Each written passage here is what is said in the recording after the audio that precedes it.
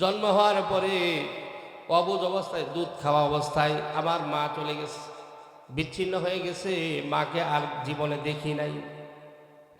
ও আমার বাবা, আজকে আমার মা যদি থাকতো, মা কতই না খুশি হইতো। মা কতই খুশি হইতো। আমাকে বুকের মধ্যে জড়াইয়া মাথাটা রেখে আমার মা আনন্দের কান্না কাঁদতো। ও বাবা, আজকে এত মিষ্টি মানুষের খাওয়াইতেছো, আমার তো আনন্দ লাগতেছে না, আমার বুক ফাইটটা আবার কান্না আসিতেছে। বাবা, তুমি যে বলছো আমি যা চাই তা দিবে। ও বাবা, আমার মা যেহেতু এখনো জীবিত আছে, আমার মা কোথায় আছে আমি জানি না, আমার মা আমি এখনো চিনি না। আমার মাকে দয়া করে আমার সামনে আনিয়া দাও, তাহলে আমার সব দুঃখ আমি বলিয়া যাব।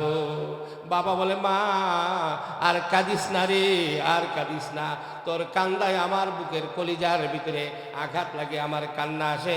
আর কাঁদিস না মা, আমি তোর মাকে যেই কোনোভাবে আমি আনবো, তোর সামনে আনবো, আর আমি তোর মারে পরিচয় করে দিব। মা, মেয়েটা খুশি হয়ে গেছে, এখন মাকে আনবে। পুরা এলাকার মধ্যে একটা চর্চা হয়েছে যে এতদিন পরে এই মেয়েটার মা আসবে এলাকায়। তো মেয়ে তো মারে দেখে নাই, দেখছে ছোটকালে দুধ পান করা অবস্থায়, দেখলো চিনবে না, এরপরে দেখে নাই। এখন এলাকার ভিতরে তারা একটা কৌতূহল হলো যে তার মা যখন আসবে, তো তার মার মতো এরকম আরো 9 জন মহিলাকে একই ধরনের পোশাক, একই ধরনের বোরকা, একই ধরনের জুতা, একই ধরনের কাপড় পিন্দাইয়া এক জায়গায় এক রুমে বসায় রাখবো এবং বলবো মেয়েকে, তোর মা কোনটা তুই খুঁজ জানে। পরীক্ষাটা কি সহজ না কঠিন? মাকে দেখে নাই, তুই চিনবো কিনা কোনটা তার মা? মাকে তো দেখে নাই কোনোদিন। তাই করা হলো, এলাকা থেকে 10টা মেয়ে এক জাতের শাড়ি কাপড় পরাইয়া একটা রুমের ভিতরে রাখিয়া মেয়েটাকে ডাকিয়ে আনলো। তোমার মা কোনটা তুমি চিনে নাও, কোনটা তোমার মা। এখন তার মা কোনটা সে তো চিনে না, কোনোদিন দেখে নাই। এখন সে কি করবে? সে তার বুক ভরা দিল অন্তর থেকে কান্না আসতেছে, সে কোনো কিছু না বুঝিয়া তার দিল থেকে ডাক দিল, অন্তর ফাইটা যখন ডাকটা দিল, মা,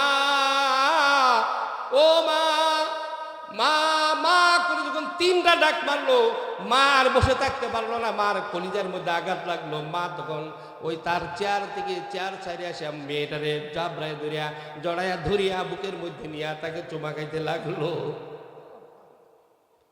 বলেন তো দেখি, মা আরো তো মহিলা আছে, তারা তো আসলো না, তাদের কলিজার মধ্যে আঘাত লাগে নাই। কিন্তু যেই মা তাকে জন্ম দিয়েছে, যেই মা তাকে 10 মাস 10 দিন পর্যন্ত উদরে পেটের মধ্যে রাখিয়াছে, ওই মার কলিজার মধ্যে আঘাত লাগছে, মার কলিজা ছিদ্র হয়ে গেছে। যখন মা মা বলে ডাকতেছে আর বসে থাকতে পারে নাই। আমার ভাই বন্ধু, ওই রকম যেরকম মা যখন দিল থেকে যখন মেয়েটা ডাকতেছে, মা বসে থাকতে পারে নাই। আমার আপনাকে আমার আল্লাহ বানাইছে। কে বানাইছে? অনেক মহব্বত করে আল্লাহ বানাইছে, অনেক দয়া করে মায়া করে আমার আল্লাহ বানাইছে। আপনি আমি যখন ভুলে গেছি, আল্লাহকে চিনি না। চিনি আল্লাহ রে, না চিনলে যদি চিনতাম তাহলে কেমন করে আমি আল্লাহরে ডাকনা দিয়ে সিজদা দিয়ে আমি এসার সময় ভাত খেয়ে ঘুমাই? কিভাবে আমি ফজরের সময় মুয়াজ্জিনে যখন মসজিদের মাইক দিয়ে ডাক দিতেছে, আল্লাহু আকবার, আল্লাহু আকবার, আসসালাতু খায়রুম মিনান নাওম ডাকতেছে, আর আমি ঘুমাইতেছি নাকে তেল দিয়া। কিভাবে ঘুমাইতে পারি? আমার তো একটু দিলের মধ্যে আঘাত আসে না। আমি তো উঠে ঠান্ডা পানিতে উঠে গিয়ে মসজিদে যাইতে পারি না, কারণ আমি আল্লাহকে চিনি না।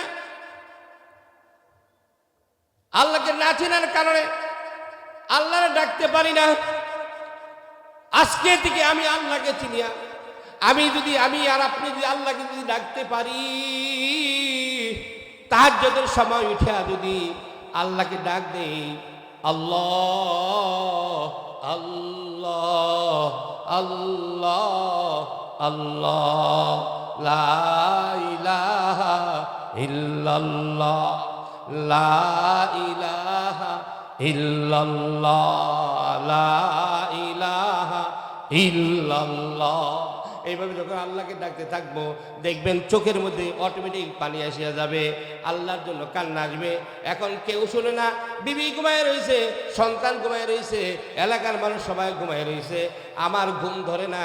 আমি উজু করে আইসা পরে নামাজ পড়লাম, নামাজ পড়ে আইসা আসন পাইতে বসলাম, বসার পরে আমি কিছু দুরূদ সালাম পড়িয়া ইস্তেগফার পড়িয়া পরে আল্লাহকে ডাকা শুরু করে দিলাম, লা ইলাহা ইল্লাল্লাহ। আরে কি বলেন, লা ইলাহা ইল্লাল্লাহ, লা ইলাহা ইল্লাল্লাহ, লা ইলাহা ইল্লাল্লাহ, ইল্লাল্লাহ, ইল্লাল্লাহ, ইল্লাল্লাহ, ইল্লাল্লাহ, ইল্লাল্লাহ, ইল্লাল্লাহ, আল্লাহ আল্লাহ, আল্লাহ আল্লাহ, আল্লাহ আল্লাহ, আল্লাহ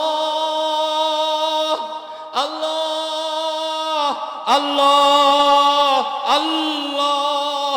এইভাবে আল্লাহকে যদি আমি ডাকি, মাকে যখন সন্তানে তার মেয়ে মা মা বলে ডাক দিল, মায়ের কলিজার মধ্যে আঘাত লাগছে। আমার আল্লাহকে আমি যখন এইভাবে ডাকবো, আমি যত গুনাহ করি, যত পাপ করি, নাফরমানি করি, আমার আল্লাহর দিলের মধ্যে এইভাবে লাগবে। আমার আল্লাহ পরে বলবে, বান্দা কেন ডাকছ আমারে? এ বান্দা তোর ডাক শুনলে আমার আর ভালো লাগে না, সহ্য হয় না। বান্দা আয় আয় আমার কোলে আয়, আমার কুদরতি কোলে আয়। আল্লাহ যখন বান্দারে কুদরতি কোলে নিয়ে যাবে, এরপর দেখবেন এই বান্দা কোনোদিন সুদ খাবে না, কোনোদিন ঘুষ খাবে না, কোনোদিন জিনা করবে না। জিনার জন্য সুন্দরী রূপসী একজন সবচেয়ে ভদ্র মেয়ে যদি ডাকে, তখন বলবে ইন্নী আখাফুল্লাহ। জিনা ভালো লাগবে না, চুরি ভালো লাগবে না, বেনামাজ নামাজ ছাড়া থাকতে পারবে না, দাড়ি মুখে না হইলে তার ভালো লাগতো না। সে এইভাবে কি আল্লাহর প্রিয় বান্দা হয়ে যাবে, কারণ আল্লাহ তারা ভালোবাসে, আল্লাহর হুকুম তার কাছে মজা লাগবে। তা আমি এই 7টা গুণের কথা বলতে পারলাম না, শুধু ভূমিকায় এ পর্যন্ত এতটুকু আনলাম। আল্লাহ পাক যাতে আমাদের আমল করে তৌফিক দান করে।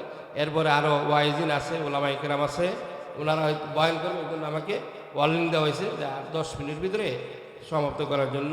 তা আমি যথাসময়ে সমাপ্ত করলাম। আপনারা সকলে বসেন, যত ওয়াইজিন আছে এদের সবারই কথা শুনেন এবং শেষ দোয়া করে মোনাজাত করে পড়ে যান। এবং আজকে এখান থেকে একটা মেসেজ নিয়ে যান, এখান থেকে একটা ওয়াদা করে যান যে আমি ইনশাল্লাহ নামাজ পড়বো, আর নামাজ ছাড়বো না ইনশাল্লাহ, আর আল্লাহকে ডাকবো, আল্লাহর জিকির করবো, কখনো আল্লাহকে ভুলে যাব না, আল্লাহ আমাকে ভুলবে না, ইনশাল্লাহ আমি জান্নাত পাবো। আর এই 7টা গুণ, এটা যদি কোনো সময় যদি আল্লাহ তৌফিক দেয়, শুনতে পারেন, বলতে পারি, তাহলে ইনশাল্লাহ এটা আমল করতে পারলে জান্নাতুল ফেরদৌস আমরা পাবো। আল্লাহ পাক আমাদের তৌফিক দান করেন। আসসালামু আলাইকুম ওয়া রাহমাতুল্লাহ।